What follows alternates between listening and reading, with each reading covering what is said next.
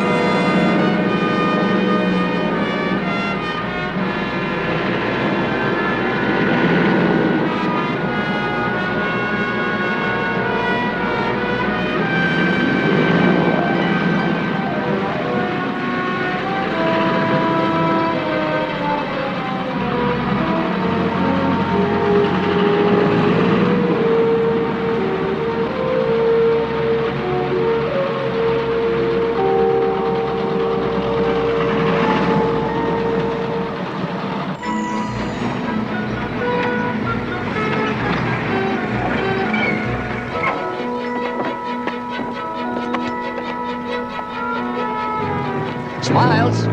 Smiles, everyone. We want our guests to feel welcome. Music, Tattoo.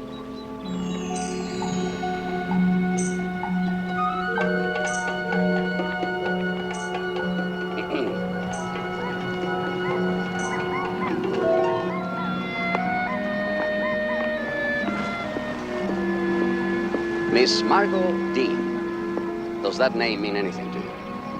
Lipstick? Lipstick, facial creams, eyeshadows. The exclusive Margot Dean line of cosmetics in person. She's rich then. She can afford to pay the full price for a weekend here. Ah, yes, Tattoo. Miss Dean could well afford the price of a weekend. That is, if she knew she was here for a fantasy.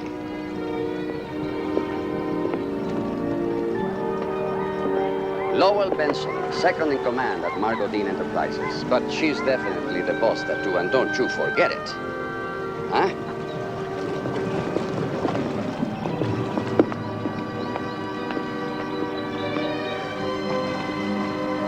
Mr. and Mrs. Faber. Brian Faber is a moderately successful lawyer. His wife, Lucy, is president of the Children's Aid Society in Santa Barbara. Unfortunately, the Favors have no children themselves. And not much money either, I bet. Oh, be quiet, Tattoo.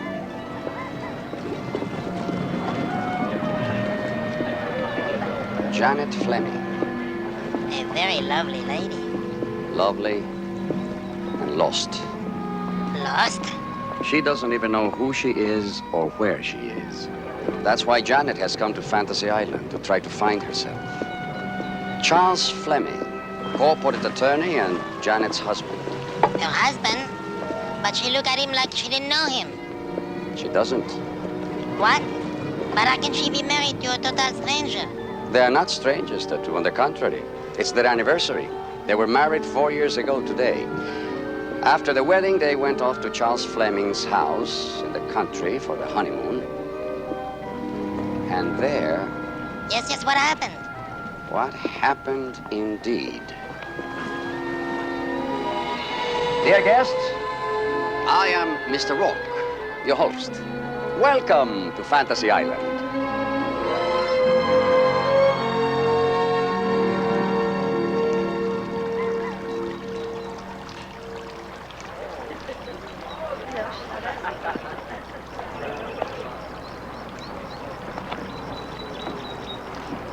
Excuse me, Mr. Rourke. I believe a Mr. Roy Maxwell is expecting me. Oh, yes, Miss Dean, I should have told you before. Mr. Maxwell asked me to express his sincere apologies for not meeting your plane. I traveled halfway around the world and he's not here. Oh, don't be alarmed. He's just over the other side of the island. He asked that you meet him there. I see. How do we get to the other side of the island? Oh, I'll take you there myself, Miss Dean. It's just a short trip by boat. You'll have to excuse me if I'm a little impatient. This meeting with Mr. Maxwell is extremely important to me. Shall we say an hour? I thought perhaps you might like to change after your flight. I made a bungalow available for you, Miss Dean. Thank you. Yes, a shower would be nice. Oh. Tattoo. You know, Benson, if I can pull off this merger with Roy Maxwell this weekend, it will change my entire life. I don't want anything to get in the way of that. Tattoo, show Miss Dean to her bungalow, will you? Can you believe it? That beautiful, and all she can do is eat, sleep, and think business deals 24 hours a day. That's life, Mr. Benson. I guess I should go change my clothes, too. Aki will show you to your room.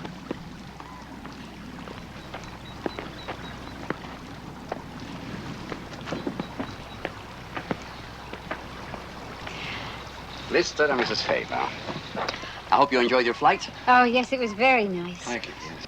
Where is she? Did you find her? Of course I found her. That's my job. And my main pleasure in life, to grant other people's wishes.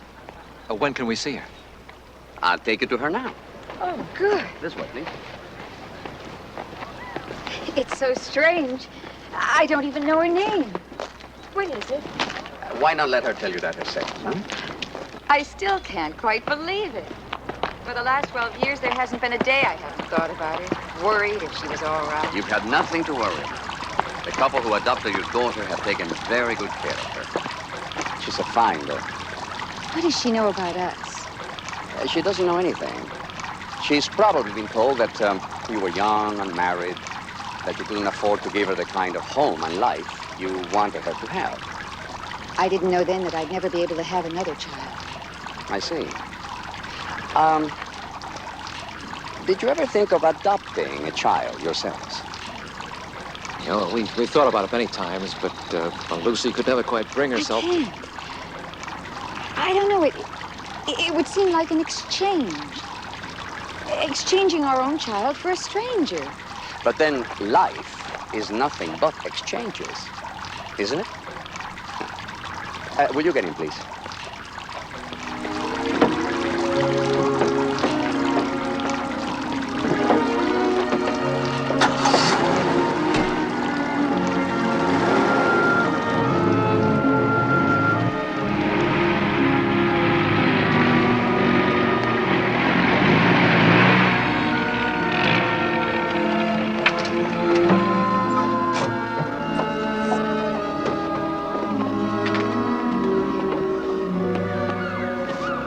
Before you meet your daughter, I must remind you of the one condition you have already agreed to. That we can't tell her we're her real parents? Precisely. I know we agreed to that before we came, but who does she think we are? Oh, your daughter was invited here to Fantasy Island for a weekend holiday. Now, that's all she's been told. You are the couple who will be looking after her to see that she has a good time. You do still agree to my conditions, don't you? If I don't? Then I assure you that you'll go back to the plane without seeing her. You don't leave me any choice. That's the prerogative of having your own island, isn't it? Well? I agree, Mr. Wood. Good. Mr. Faber. Yes, obviously, if she's happy in her present life. Well, that you would have a whole weekend to find out about, won't you?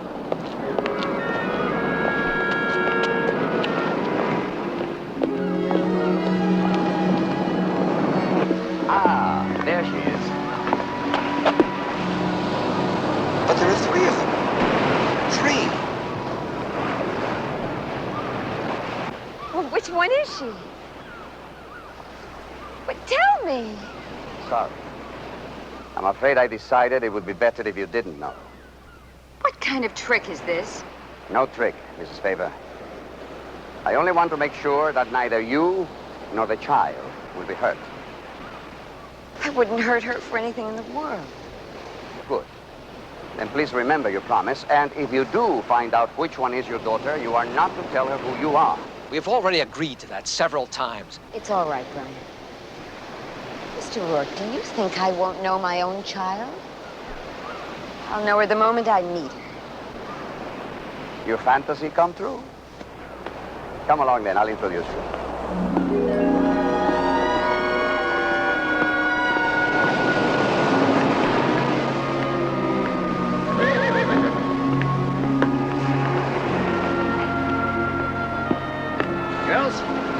Girls, wait a moment, please.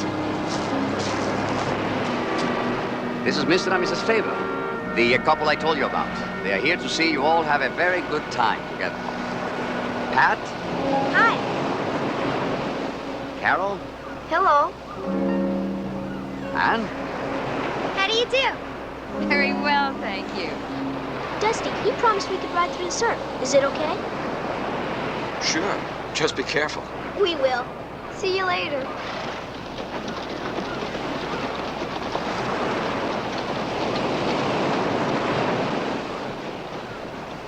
Well, if you'll excuse me, I have other guests.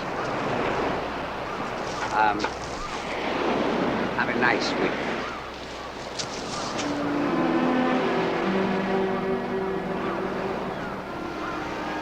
Pat, Carol, Anne.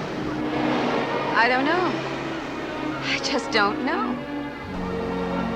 But you can bet I'll find out which one is our daughter.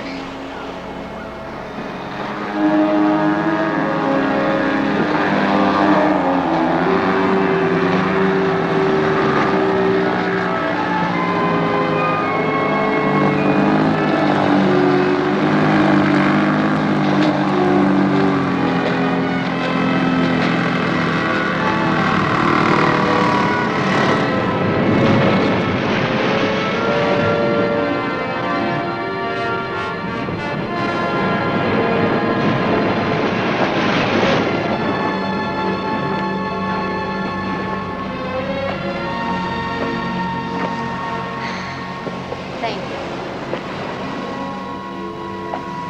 Where do we find Mr. Maxwell? The truth is, I'm afraid you've been brought here under false pretenses, Miss Dean. Mr. Maxwell isn't here. What? No, please, don't interrupt me. As you know, you are on Fantasy Island. What you probably don't know is that this is the place to which people come to realize their secret wishes. For a few days, for a price.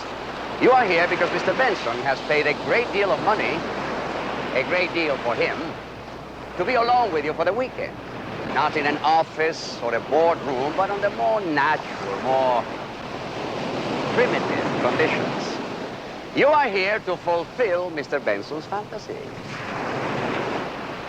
This is outrageous. Yes, I was afraid you'd see it that way. All right, gentlemen, we may go. Wait, where are you going? You can't leave me here. Oh, I'm afraid I can.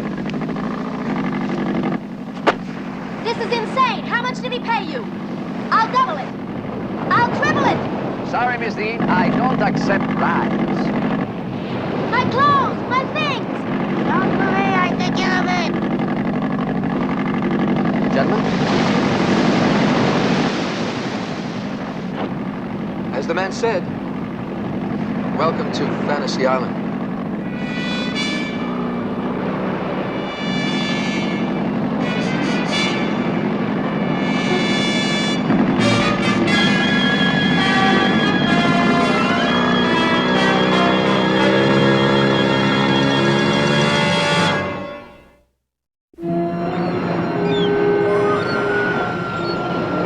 I hope you're not too disappointed about Roy Maxwell.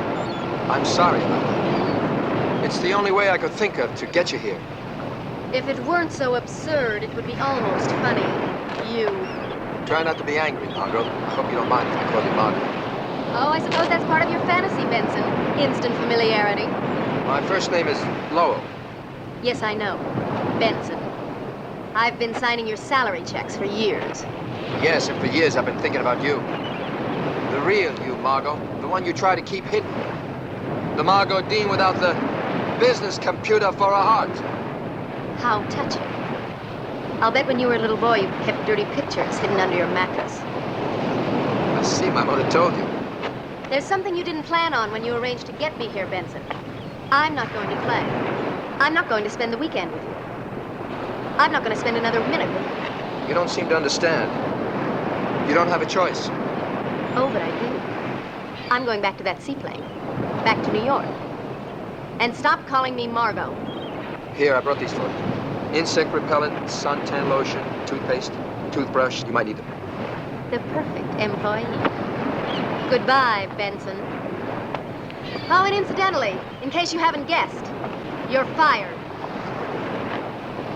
It's that way. It's west. 12 miles across the jungle and then over the mountains. Well, don't worry about me.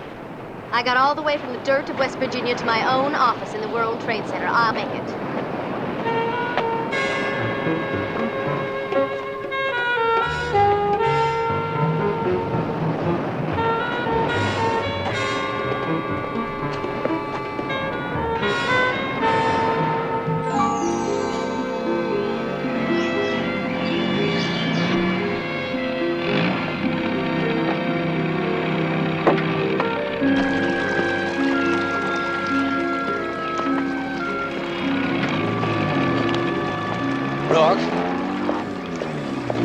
I want to know where you've taken Janet. She's resting, Mr. Fleming. Trust me, everything is ready for you. Except that I've changed my mind. I'm not going any further with it.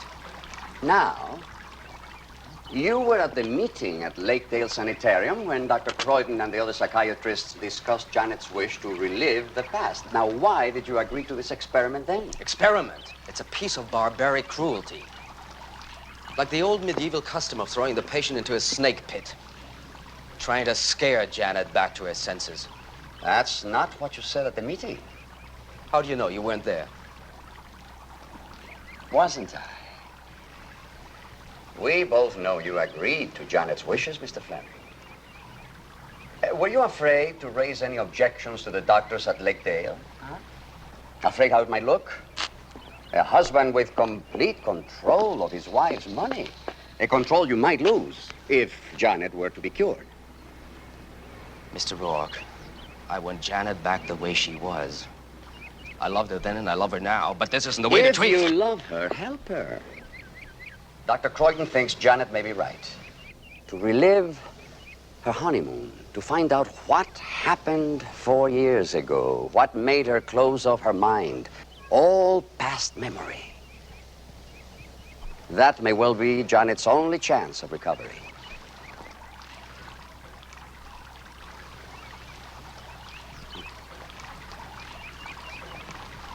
Just to put her through all that terror again. Everything is ready, Mr. Fleming. Your house, everything is exactly as it was the day of your wedding. What about the others? Are they here? I said exactly, didn't I? As happened 4 years ago, you will begin your honeymoon at your old family home.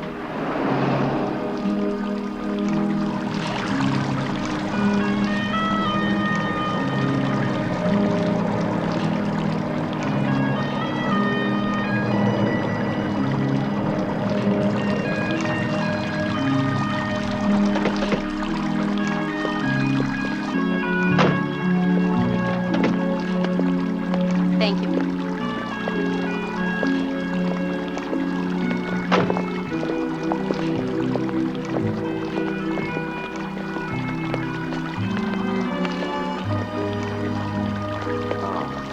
You remember Pierre, darling, don't you? Congratulations, Mrs. Fleming.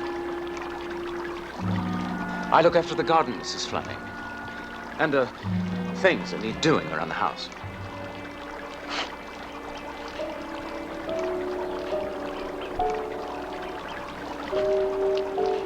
Sorry. Dr. Croydon says it helps to remember people if I touch them. Of course, darling. I'll bring in the luggage, Mr. Fleming.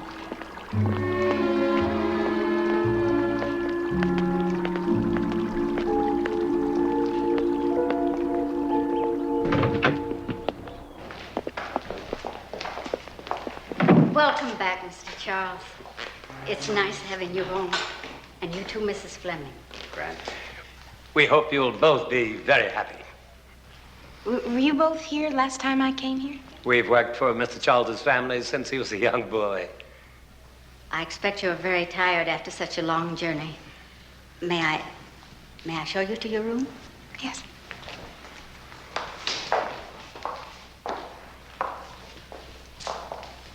It's extraordinary, isn't it? Really extraordinary. Everything exactly as it was on our honeymoon. My wife and I simply couldn't believe it, sir, when we first saw it. It's like suddenly going back in time, 4 years ago. Even Pierre. Mr. O'Rourke is a regular magician, sir. Reconstruct everything. Recreating the whole thing right here on this island. Yes. Oh, it was kind of you and Mrs. Grant to agree to come. I know it must be difficult for you, having to live through it all again. We're very happy, sir, to do anything to help Mrs. Fleming. Thank you, Grant. Oh, excuse me, sir. When Mrs. Fleming was unpacking upstairs, you went into the drawing room. There was some mail waiting for that. Oh, yes, I remember. Yes, you're right, Grant. We should all try to do exactly as we did then. I announced dinner at 7:30, sir.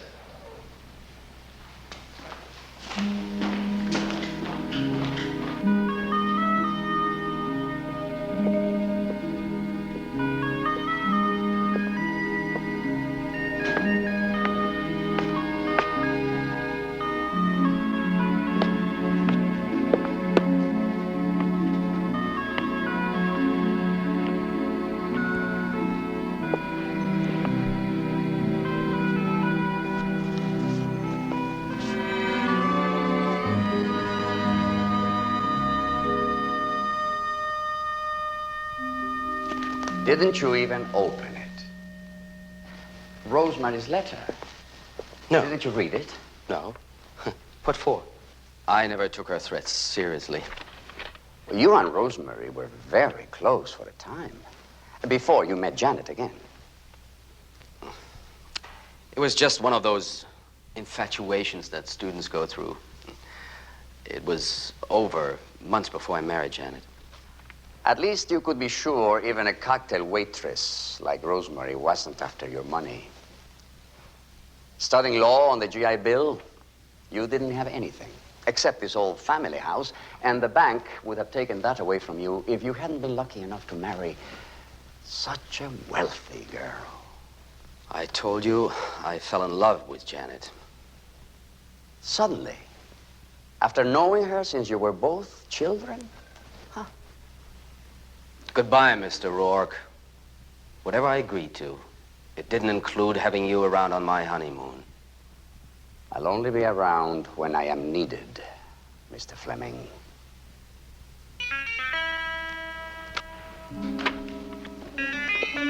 Where are you going? Upstairs to Janet.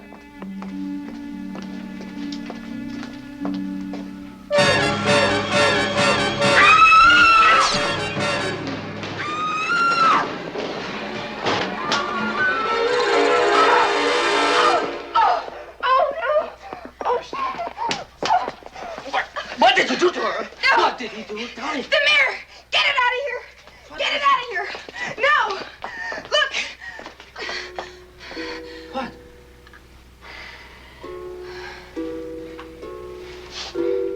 I was bringing the rest of the luggage up the back stairs when I heard Mrs. Fleming cry out.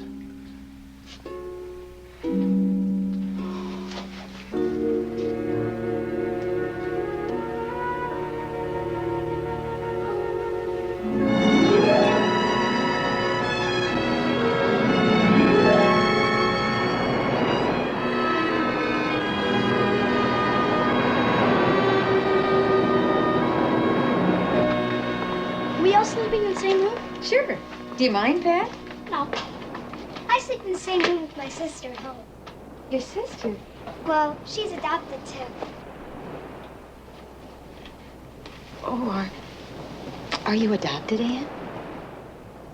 It's weird, isn't it? We're all adopted. We found out when we were talking on the plane. Really? How old are you? 12.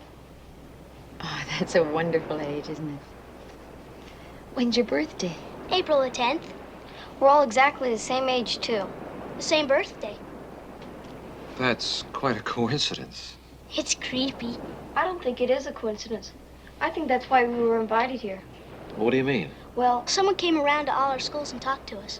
It was supposed to be sort of a statewide competition to win a weekend on Fantasy Island. They obviously just picked the three of us who were most alike. I don't see we're all that much alike. Well, come on out whenever you're ready, girls. Oh, yeah. See you later. Okay, bye. Bye.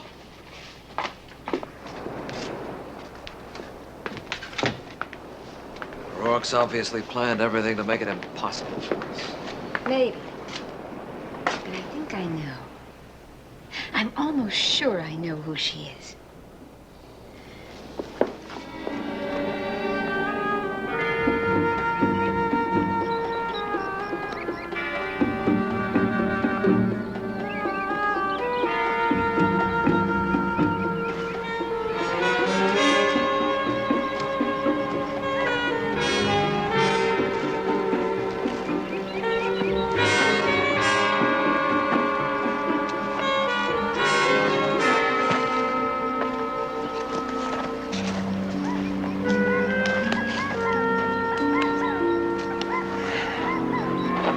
Cut your foot? My ankle. What do we do, chop one up for your side? No. But you better let me put a little antiseptic on it. I can do it myself. What you're really after is revenge, isn't it? I mean, that's what this whole charade is about. No. I never thought of it as revenge, Margot. Why not? You must hate me. You must have hated me for years. Why should I? Don't all men hate their bosses? Especially when she's a woman. Some might. Any man with any guts. There might be some things about me you don't know, Margot. Well, I am certainly not going to bother to find out about it now. If you want to change your clothes, I brought these for you. You thought of everything, didn't you? How long have you been planning this? Not long.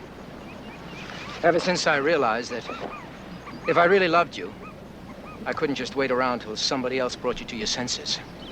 I had to do it. Love? You call this love? They say crickets rub their legs together when they're in love. I guess it's all the way you look at it. How much did you pay Rourke for this little fantasy of yours? $10,000? $10,000? Where did you ever get that kind of money? You forget you pay me well. Well, I hope you won't feel cheated if I don't change in front of you. Crickets.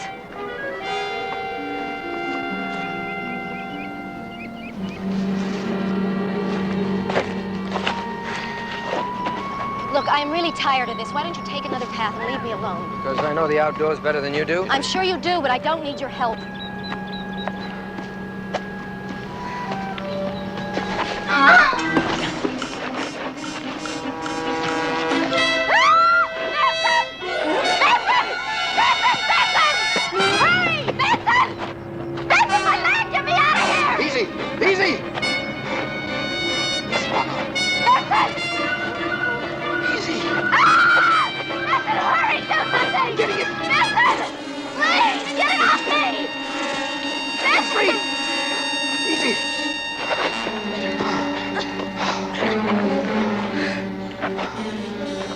It's all right.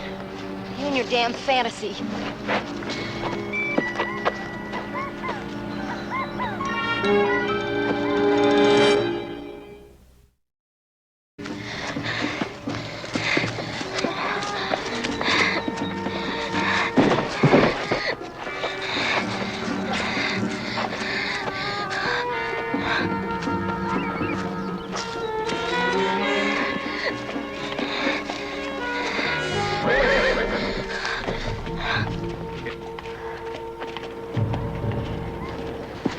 I'll be leaving you now, Benson. That man down there will be glad to take me back to the village. Not because I need him, but because I can pay him. Well, I'll go with you then. Not on your life. I just want to see if you're safe, that's all. Afraid, Benson? Afraid you can't get back without me? Looks like you and your friend Rourke slipped up this time. Your fantasy is over, Benson. I hope you enjoyed it.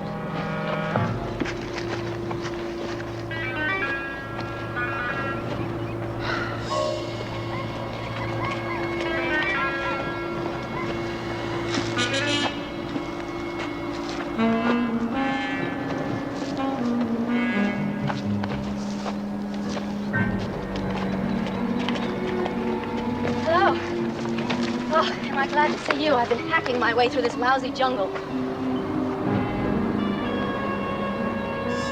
Do you speak English? I'm trying to get back to the village, to the plane. I can pay you if you'll take me there.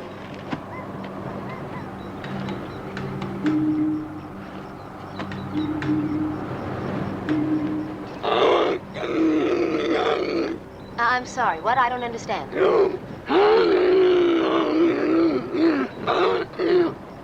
How did I get here? It's a long story. A man brought me here. Oh, don't worry. He won't bother us. I left him behind.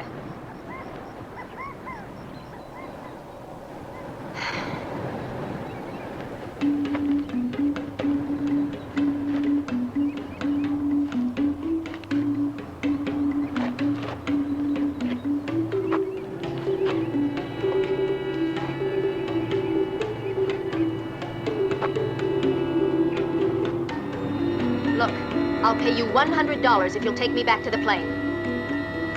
The lagoon. To Rourke's main house. 200. I've got to get back to that plane now. How much do you want?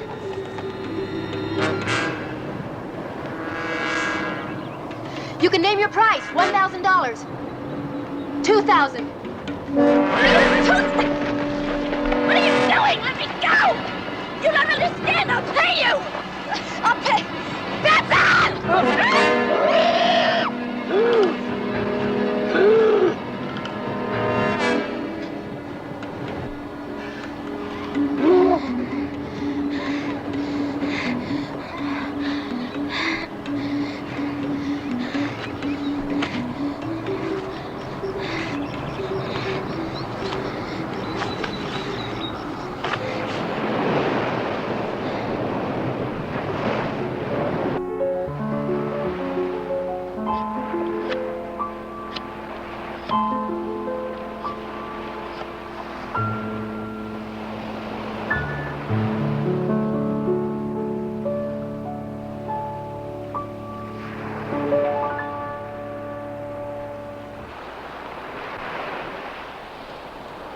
You play beautifully, Carol. You've got to be a lot better than that to be a professional. You will be if that's what you really want to be. You've got a natural talent. It's just sometimes I wonder if I really do have a natural talent, where I got it. I mean, I wonder if my real parents are musical. Wouldn't someone else like to play? Oh, I haven't played for years. I wish I'd kept it up. Anne, do you have any special talents? I like to draw. I did all the posters for the school play last Christmas. Really? You're lucky, you and Carol. You know what I inherited from my real parents? Nothing. That's not true, Pat. You're healthy, you're intelligent, you're full of spirit. It's only because Mom and Dad brought me up that way. It gives me the heaves just to think about my real parents. Pat? Why? I saw a girl in the bus station last summer. She was going to have a baby any minute. She was all dirty. She was drunk. I thought, yuck. I'll bet that's what my mother was like. You shouldn't say that. Well, you shouldn't think it. You don't know anything about... She gave me away, didn't she? She had me, and then she didn't want me. She probably got paid for giving me away. Oh, no, I'm sure she didn't. People do. They get thousands of dollars for a baby. I've read about it in lots of magazines and stuff. Your mother probably hated having to give you up. Then why did she? Well, when people are young and they haven't any money, sometimes they feel trapped. They don't see how they can take on the responsibility of a child. They don't think they could give her all the things that someone else could. They could have lots of reasons. Sometimes when I hear a marvelous pianist playing, I think maybe she's my mother. She had to give me up for a career. That's the way I feel. Kind of sorry for them. I know they'd have kept me if they could. Of course they would. I just hope I never meet mine, that's all.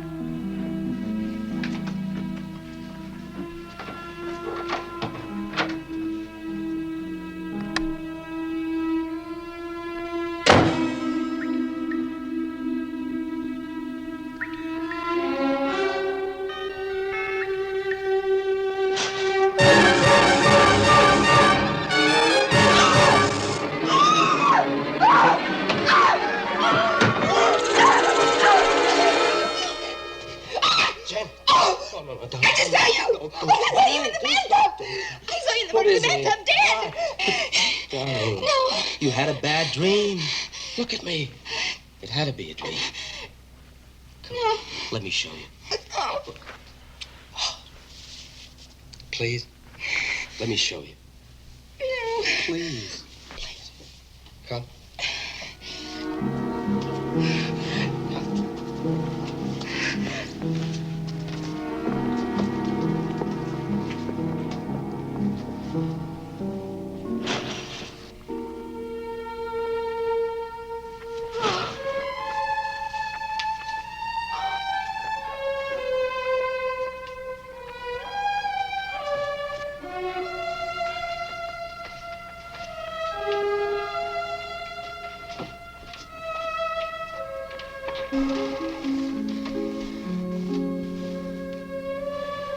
I saw you in there.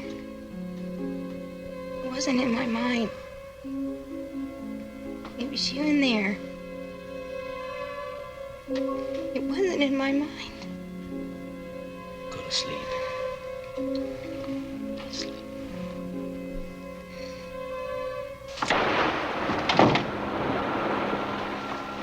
I told you it wouldn't take the whole weekend to find out who our daughter is. Then you know too. Do you? I think so. I think I knew almost at once. But after spending the whole day with them, I'm sure. I mean, it was lots of things. But mostly because she's so much like me. I mean, Anne has all the same feelings I did at her age. Anne? Well, of course, Anne. Oh, no, wait a minute. I mean, I know she's shy, never been away from home before. I can see why you'd feel drawn to her, but... She feels drawn to me, too. And she doesn't know why. She's a naturally affectionate child. Well, I know it's Anne. Well, who do you think it is? Well, searching for family resemblances. If I had to make a decision right now, I'd say Carol. Family resemblances? Oh, then it's got to be Anne. Well, look at her eyes. Look at Carol's hands, her little body. She's just like a miniature you. She's...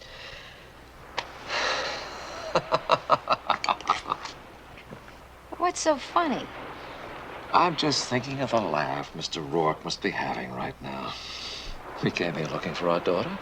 So far, we found two.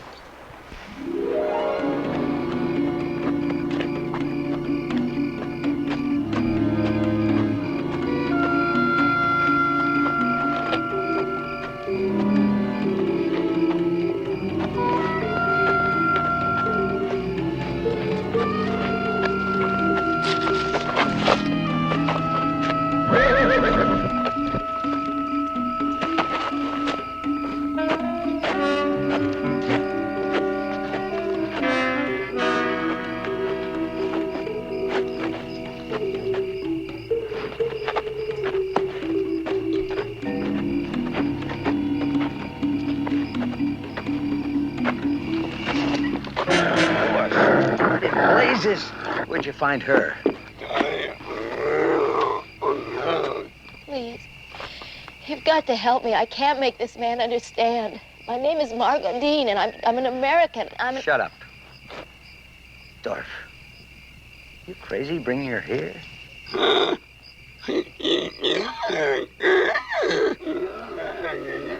What, you and her? A little... All right. You sure nobody followed you?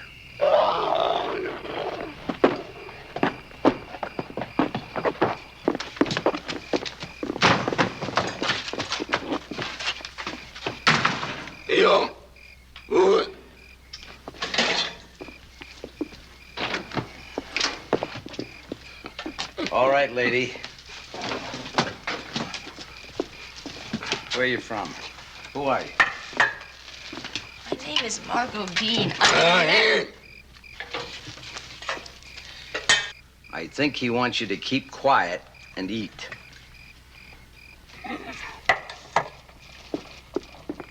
Does he ever say anything? He used to.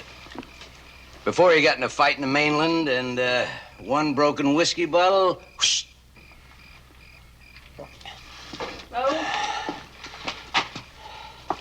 I guess you know why he brought you here. You don't want to share, huh? Not yet, anyways. Dorf, you always were a greedy pig.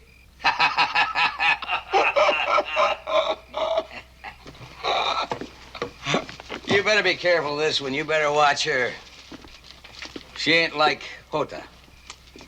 No, siree. She's an American. And American women are very stupid. They have very stupid ideas. It's kind of like breaking a horse, you see. I mean, some are wilder and more difficult. But in the end, you break them. The horse does what you won't.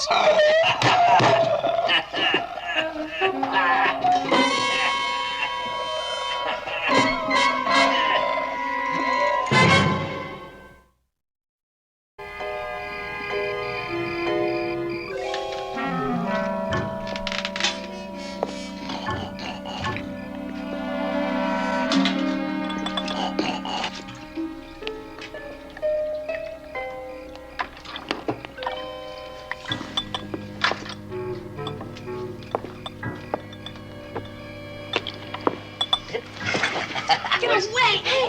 Hey! What are you trying to do? Get yourself killed? What if he wakes up?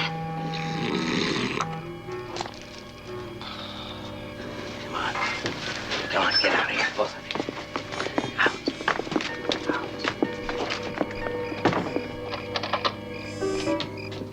you. Thank you. Hey, I was only trying to protect my man. Take Hota's bunk. What happened to Hota? She ran away? She tried once, but the dogs found her. Raoul and Dorf brought her back. After that, she stayed and worked. She was a good diver. She made a mistake, though. I think she went too deep. What do you mean? What was she diving for? Pearls? That's why we're on this island. How long have you been here? 2 years, maybe 3. There must be some way you could run away. All you need is a head start. Hey, I don't want to run away. They're sick. They're crazy. It's not bad here. There's plenty of food. Raoul is good to me. If I come up with a big pearl, he'll give me some rum and we'll have a party. And you know what? I can imagine. Hey, it's really not bad. You'll like it. The hell I will. I'm getting out. It may take a little while, but I'll get out. Which way is the lagoon? If you try to get out, I'll call the man. How much do you want to keep quiet? I don't need any money. Raoul gives me everything I need. Please help me. You sound just like Hota. You know, After she tried to run away and they brought her back, she got used to it. She liked it. You know, she liked it when her man was good to her. After a while, you feel just the same way. Dorf may not be able to talk, but he's lots of men. If that animal ever touches me, I'll kill him. Maybe. Maybe you try it, and maybe you'll like it.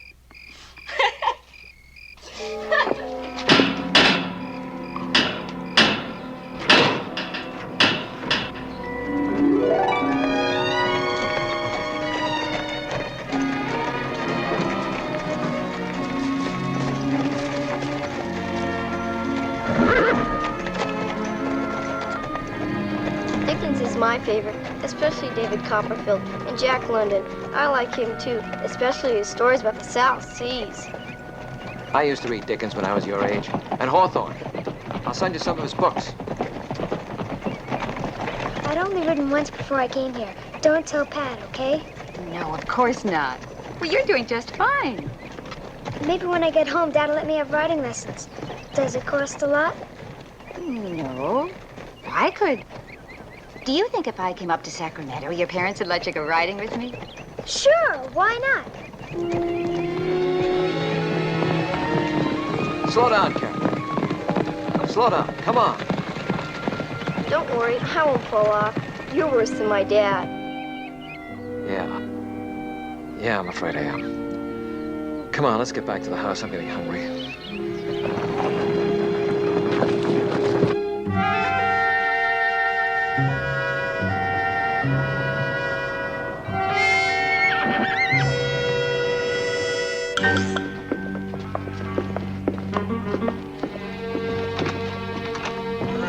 Dorf's asleep, so you'll come with me. Look, take me back to the lagoon, to Rourke's main house. I'll pay you $5,000.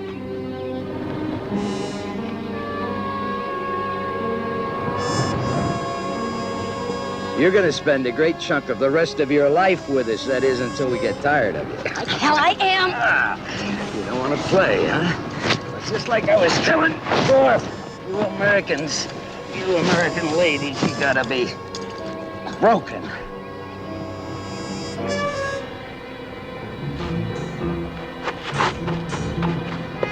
Old Dorf. He is gonna be mad as a hornet that he passed out before you two had your honeymoon night last night. Don't matter to him, though. You'll be here, pretty and nice, when Dorf wakes up. Hmm? Me and Keto are going diving. You can't leave me here, please!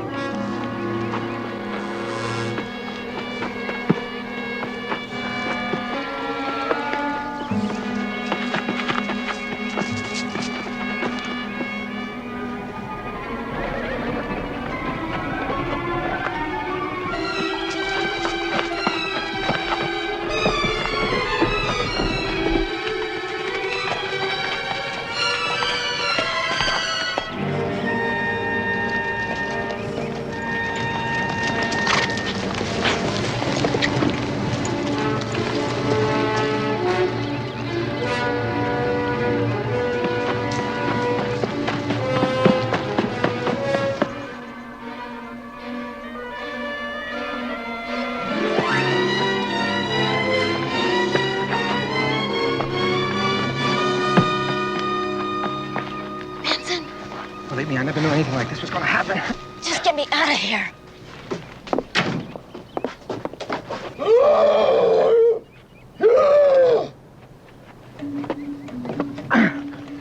Get out of here. Run, quick.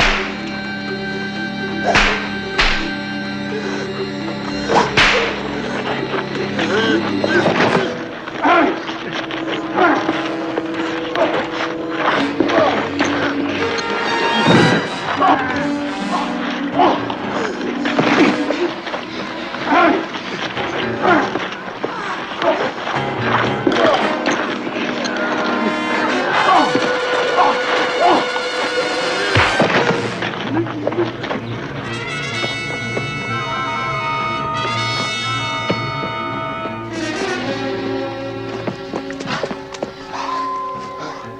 swear, I never knew. I swear. Will you just shut up? Let's get out of here.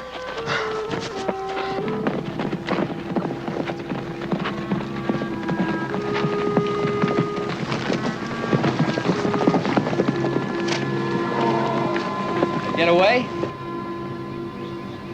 Shall we send the dogs after them?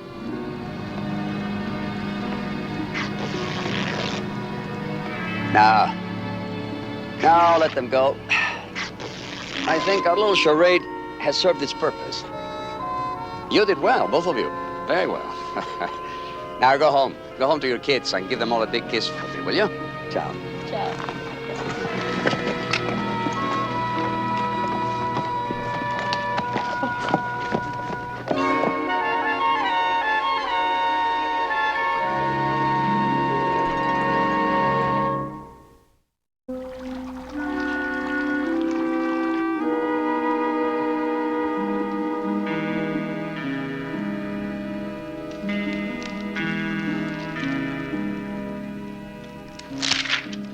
Who's that girl? You. You were 12 that summer. Who's that with me? Me. I used to come over and play tennis with you. Where? Near here. You had a big house on the shore. You came there every year with your mother. Telephone for Mr. Charles. If it's Mr. Rourke, tell him I've gone out. He said it was very urgent, sir. I won't be a moment, darling.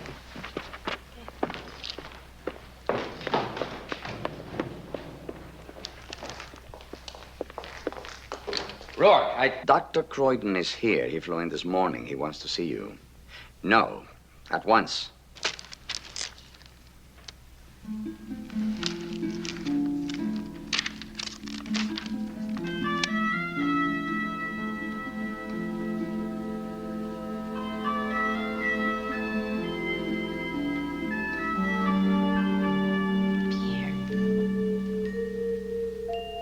I don't want to leave Janet alone. Can't Croydon come here? Dr. Croydon doesn't want Janet to see him, Mr. Fleming. I've already sent a car for you.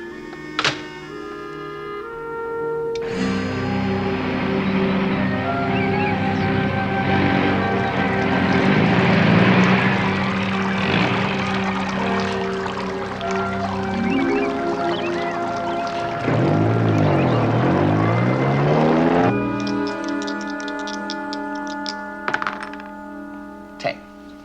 1, 2, 3, 4, 5, 6, 7, 8, 9, 10. Ah, sorry, Tattoo. Boardwalk. How come you always land on boardwalk? Just luck of the dice, I guess. 117 game on the road. That's a lot of luck. Come in. Ah, Mr. Fleming. Thank you for coming. Sit down, please. Where's Dr. Croydon? You must forgive me. I'm afraid that it's just Tattoo and myself. I should have known you were lying. Mr. Fleming, I'm afraid I can't allow you to leave yet. There will be no car to take you back to the house until I give the word. Sit down, please. But Janet's alone out there. Not quite alone. Mr. and Mrs. Grant are with her. And, Pierre. Yes, Pierre. I know you think that I'm responsible for what happened to Janet, but suppose for once in your life, Rourke, you're wrong. And it wasn't me. What if it was Pierre? Has it occurred to you that whoever hated Janet enough to terrorize her into a nervous breakdown 4 years ago may kill her this time? Mr. Fleming, everything has occurred to me. Believe me. Including the fact that you left your wife alone 4 years ago for 2 hours. Where did you go? I had some errands. Errands? You went to the police station in town. They called you the night before and told you they wanted to see you, true? Yes. But it had nothing to do with Janet. No, not directly. A detective had flown out from Chicago. He wanted to talk to you about your ex-fiancée, Rosemary. He showed you this. It's addressed to you. The police in Chicago found it attached to the mirror in her bedroom. Oh, I expect it's pretty much the same as the letter in your pocket. May I see it, please? Please.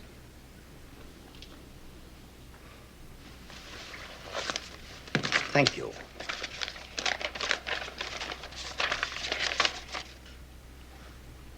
Almost word for word.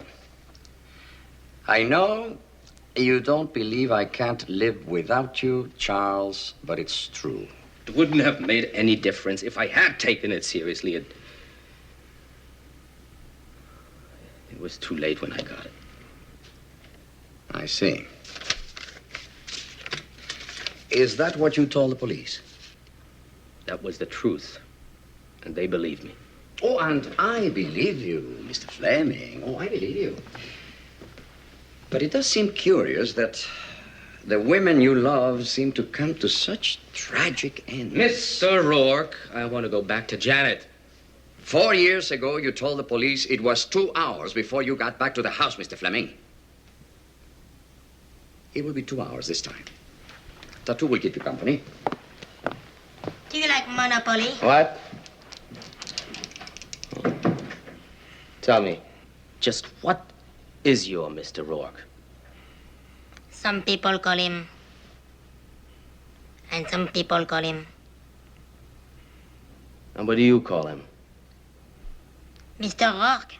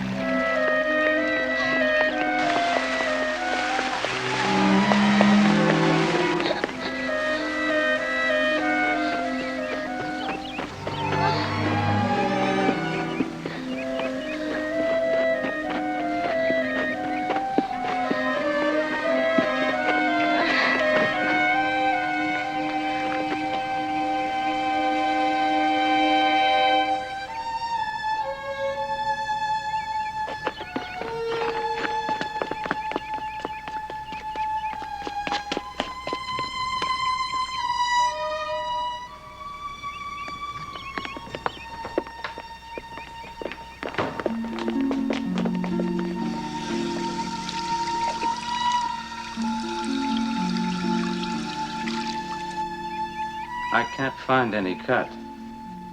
Pierre, I remember you. You were always there when I needed you. You always let me do everything myself. I remember when I was 12 years old, you taught me how to sail. And then I almost capsized the boat, but you were there. And you took the tiller and set the sail right again.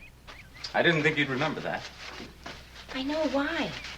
Why do I remember you when I've forgotten almost everything else?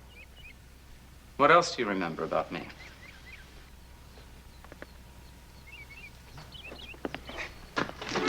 Don't. You were just 16 that summer. But the next year, when you came back to the shore, the next year, you hardly knew I was alive, either of you. I was just that French-Canadian kid who looked after the boat. Don't look at me like that as though you hated me. I did hate you. You and Charles. Watching you walk off along the beach together. Seeing you all dressed up for him. Going to a dance at the country club. Oh! It's happening. Everything's happening all over again. Oh! Linda!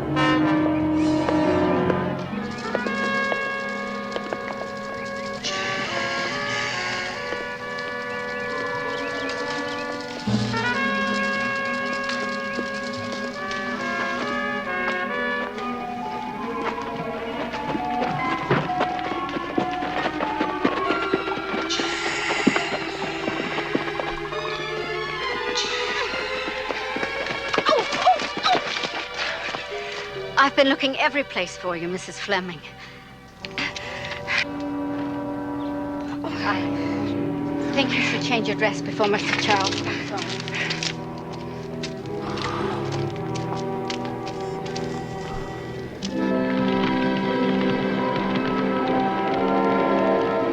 Do you know Santa Barbara? No. Oh, it's a fun place for children. There are lots of beaches and marina. Do you ever go sailing? Well, maybe when we get back, you can come down and spend the weekend with us. Could Mom and Dad come too? Sure. I'd love to meet them. Yeah. Mrs. Faber. Help! Carol, what is it? It's Pat. She swam out around the corner. The tide's awfully strong. Well, isn't Mr. Faber with her? He's trying to find her. He told me to come back. Well, Anne, you get onto the fire and get her dry. And stay there.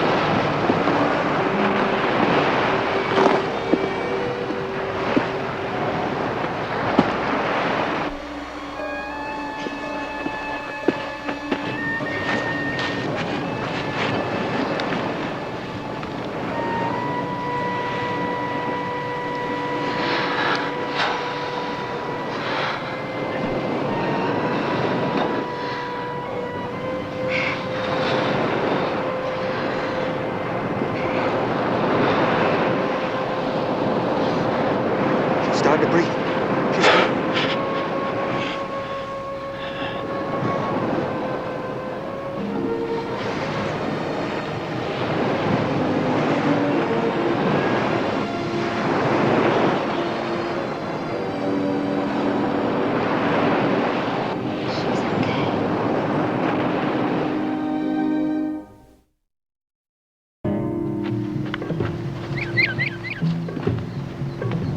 Looks like an old line shack. I don't think we should try those mountains in the dark. So it looks like about the safest place to spend the night. Dorf and Raul are still following us. Oh, we'll just have to do the best we can. Come on.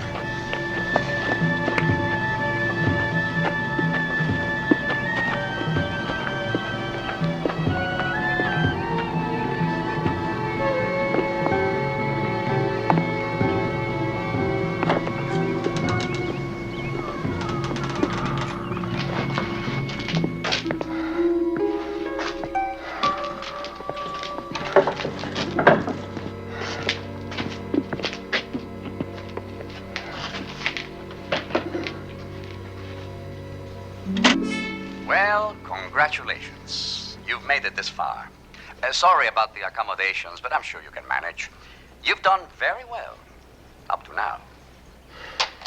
Mr. Rourke has a rather warped sense of humor. Not exactly the comforts of home. It's freezing. I'll get a fire started.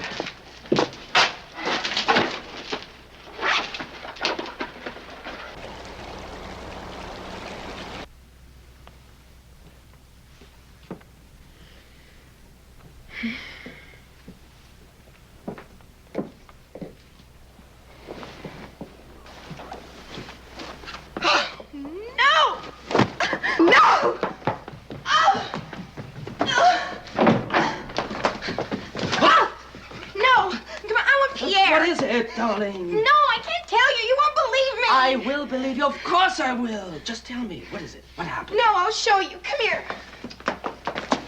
Look in the bed.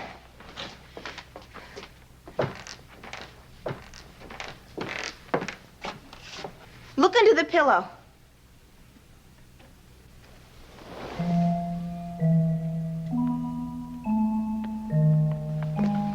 There was a machete there. Right there. I saw it. But I didn't imagine it either. And I didn't imagine all those other things. Come on, in the cottage. I'll show you. Come on. Come on.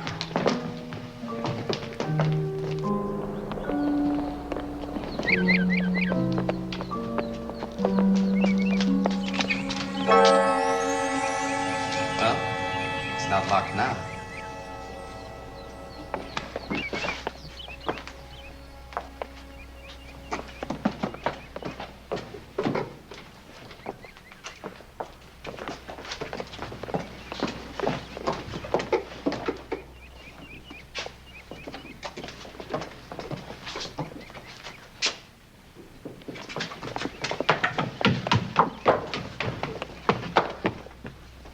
I don't understand it. We broke those shutters. All right.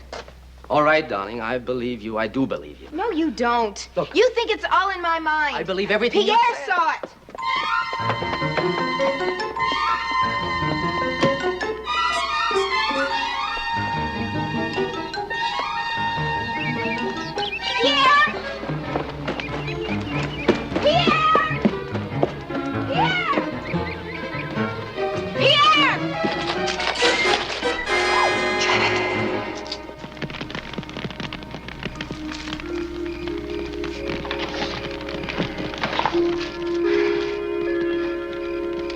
I have a vodka martini on the rocks and a New York steak rare, please, waiter. You can have anything you want. Tomorrow. Thanks. Some fantasy you dreamed up. More like a nightmare. Well, I guess on this island you have to take the consequences for your fantasy. Oh, that's fine for you. But if you'll remember, this is your fantasy. It's not mine. You tricked me here. Okay, you just keep reminding me, Margot, and I'll just keep apologizing. You shouldn't have rescued me from those two animals. You should have joined them. You would have loved it. A woman to cook and work and take orders from you. That's your dream, isn't it? A good drunken romance every Saturday night.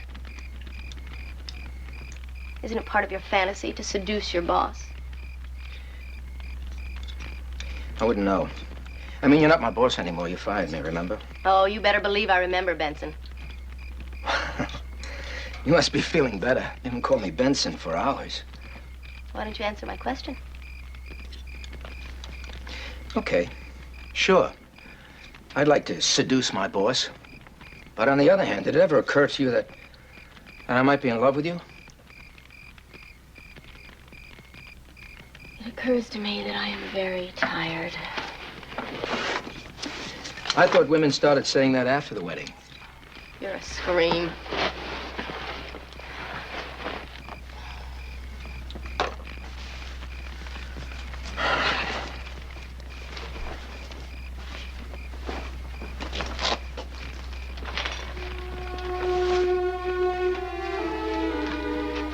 Noel, you're back. You're bleeding. It's all right. Do you realize that you finally called me Lowell? Where did you get a silly name like that? It's an old New England name. Lowell, Massachusetts? Is that where you're from? Boston. Proper Bostonian. Some of the time. Well, we're a long way from Beacon Street. You can share this with me if you want. No, I think I'll better sit up and tend to the fire. Afraid I might try to seduce you, Benson? Now that would really be a fantasy.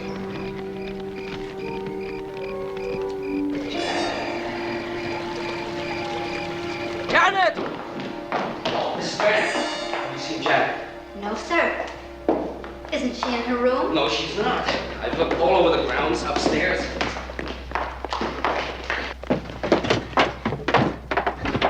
You have the key for this?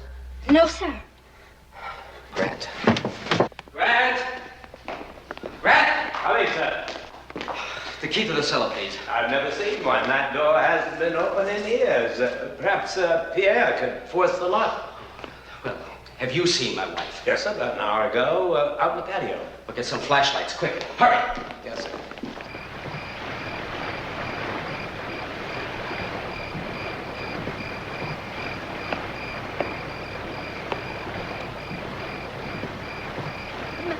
Mrs. Fleming?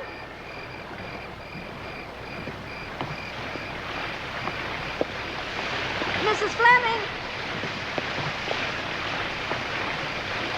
Oh, Mrs. Fleming!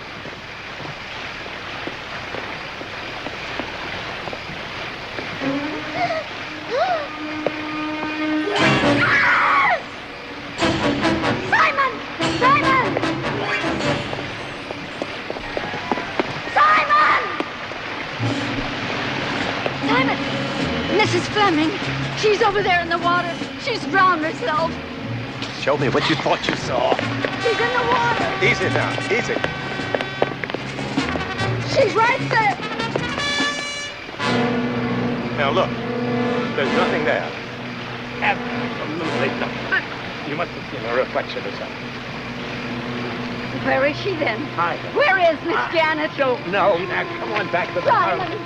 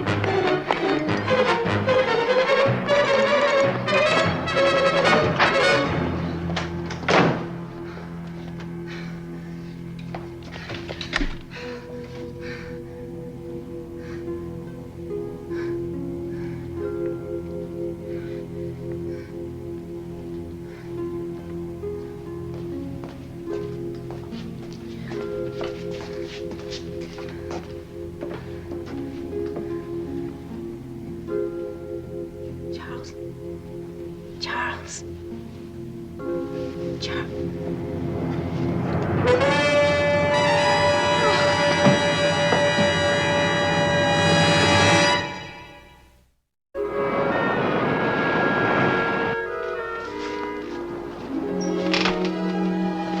How is she? Oh, she's restless. Now, come on. You heard the doctor. There's nothing to worry about. She's a strong, healthy girl.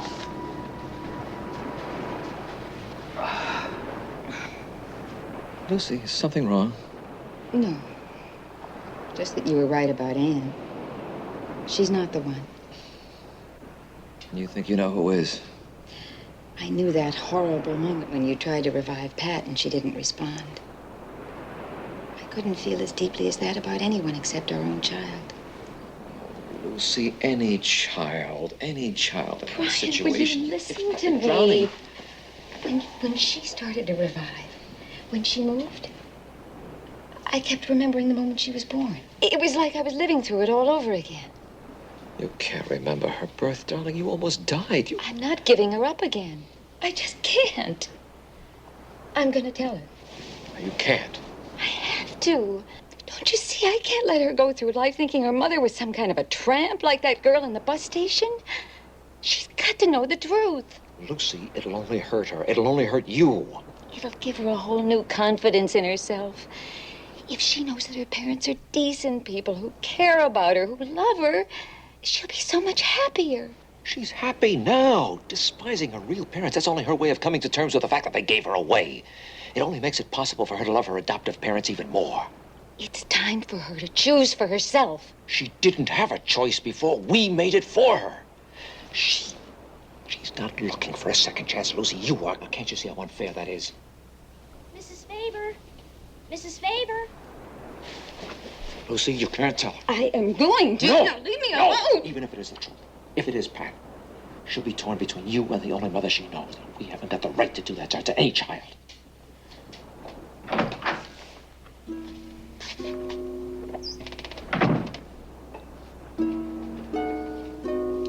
Could I have some more milk?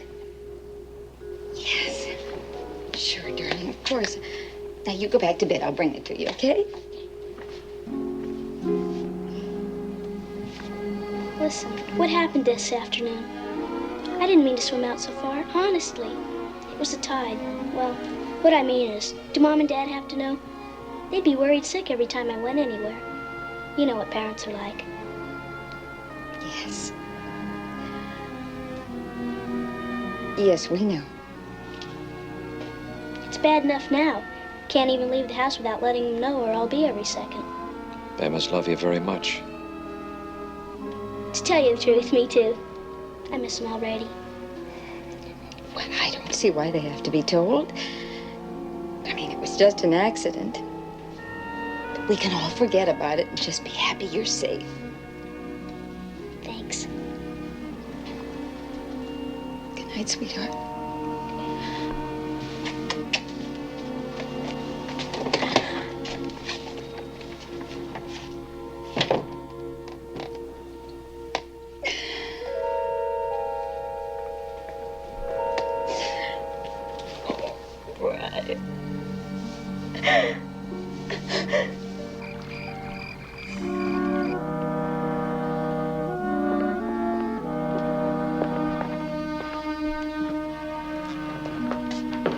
Charles, sit there with her. Sit close beside her. She'll regain consciousness in a minute.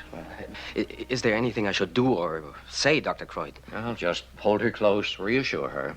Charles, this is the important moment. This is the crucial moment. It wasn't terror that made her close her mind 4 years ago. It was guilt. She thought she had killed you. Now, if you're the first person she sees when she opens her eyes now, if she knows who you are. Yes. I understand, Doctor.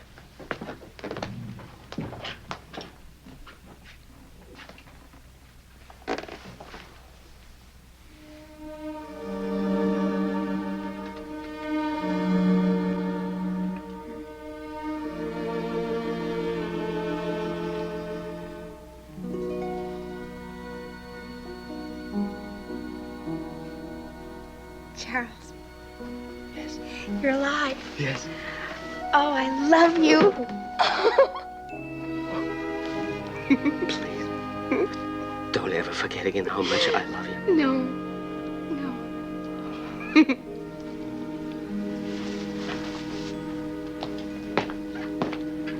She'll sleep now. And when she wakes up, Charles, take her away from here, right away from the past. You have your whole future together ahead of you now. Oh, I'll stay right beside her, Doctor. I'm afraid I need you, Mr. Fleming. Oh, it won't take long. Dr. Croydon will stay with Janet until you get back. All right? This way, please. Doctor.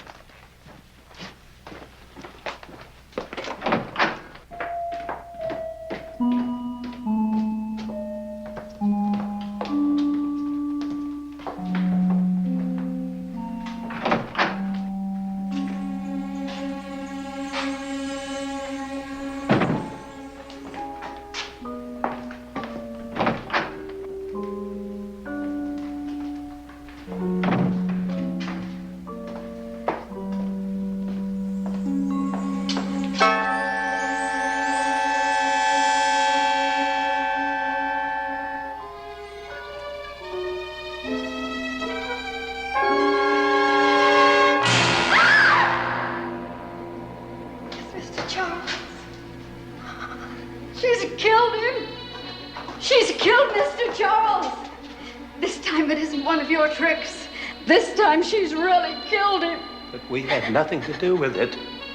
We have nothing to be blamed for this time. We're still to blame for what we did to that poor girl 4 years ago. And now Mr. Charles is dead. Deserves to be dead.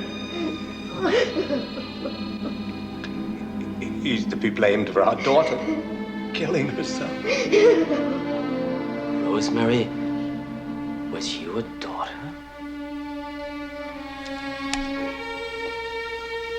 Tricks. You should be dead. No, Simon! No! Let him go. You're as guilty as if you had murdered Rosemary.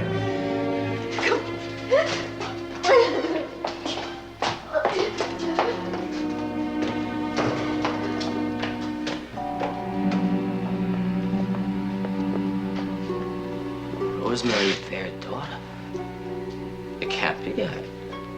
I don't see how. Mr. Fleming, she was 8 years old when you went off to school and 10 years old after you went into the Navy and then to college, and she loved you all that time. Yes, but why didn't she tell me who she was? Well, she was afraid. I guess she was afraid you wouldn't think her good enough if you knew she was the servant's daughter. This is all crazy. She was a child, Mr. Fleming. A child with a chance to marry the prince in the magic castle, don't you see? How they must have hated me. Their daughter had just killed herself because of me, and I was bringing Janet here on our honeymoon. If only they had taken out their revenge on me instead of Janet.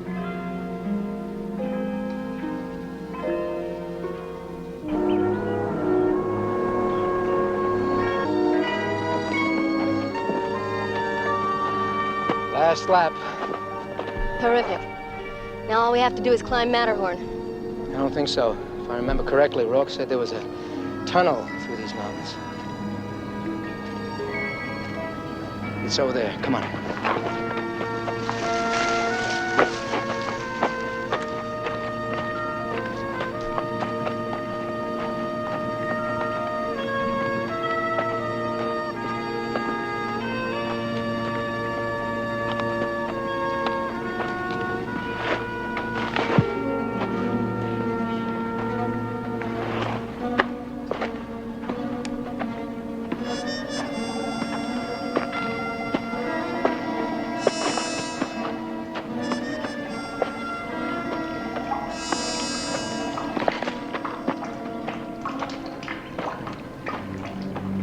Well, one of those should lead to the other side. The question is, which one? Come on.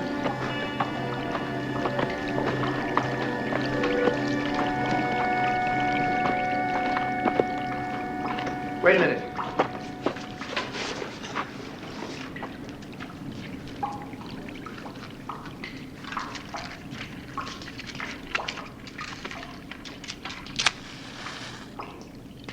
There's no draft. It could be a dead end. Well, it might be and it might not. I'll take that one and you take this one. Let me take the flashlight. You're the boss.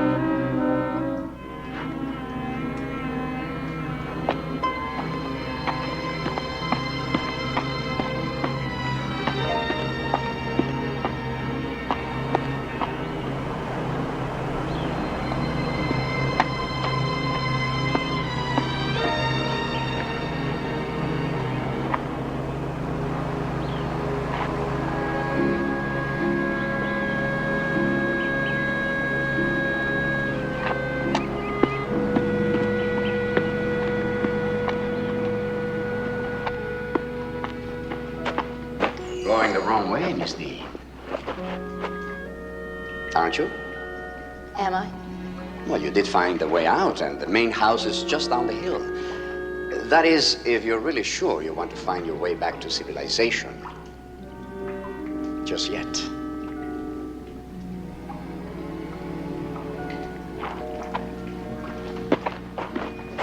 Vincent? Well, I see you found the way out.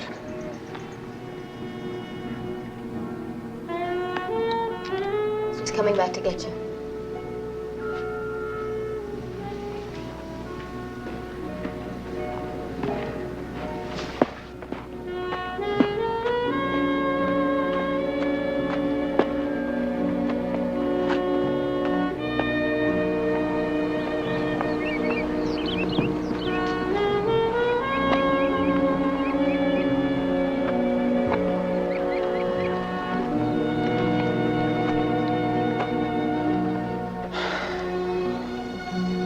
Well, looks like my fantasy's over. Maybe.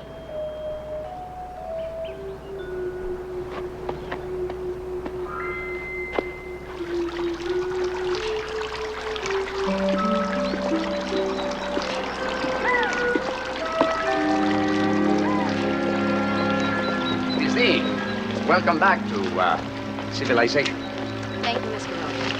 I'm not certain what for, but thank you. You have an appointment with Mr. Roy Maxwell in New York next week. Who arranged this? A small return for the trick I played on you, although somehow I have the feeling you're no longer angry about that. Well, I think probably we should go. No. I have a little business matter to settle with you first. I thought Mr. Rourke might like to witness it. $5,000. Oh, it's my severance pay. It's not your severance pay. That is my half of the $10,000 you paid for this weekend. Well, I guess I'm not fired after all.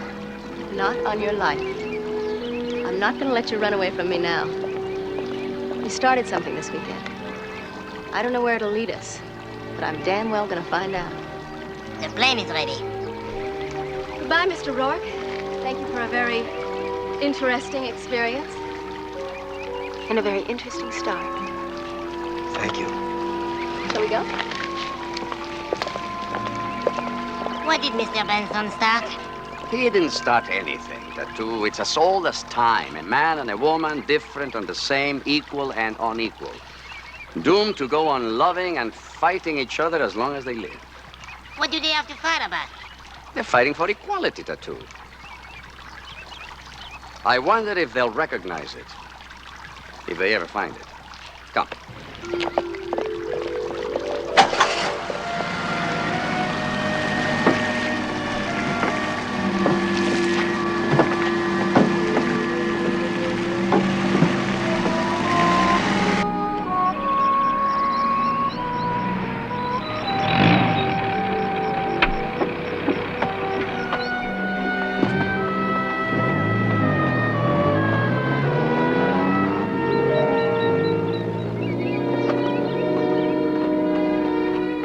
Look like they had a very happy anniversary.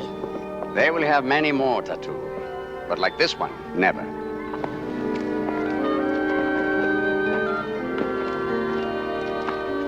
It is Pat, isn't it? Not Carol.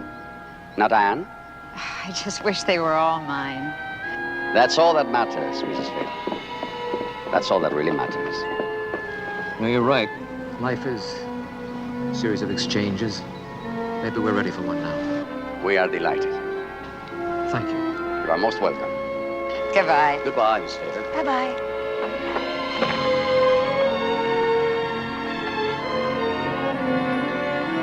Which one was their daughter? Pat, Carol, or Anne? No questions on Fantasy Island, Tattoo. Mr. and Mrs. Faber came here, they had no children. Now they have 3.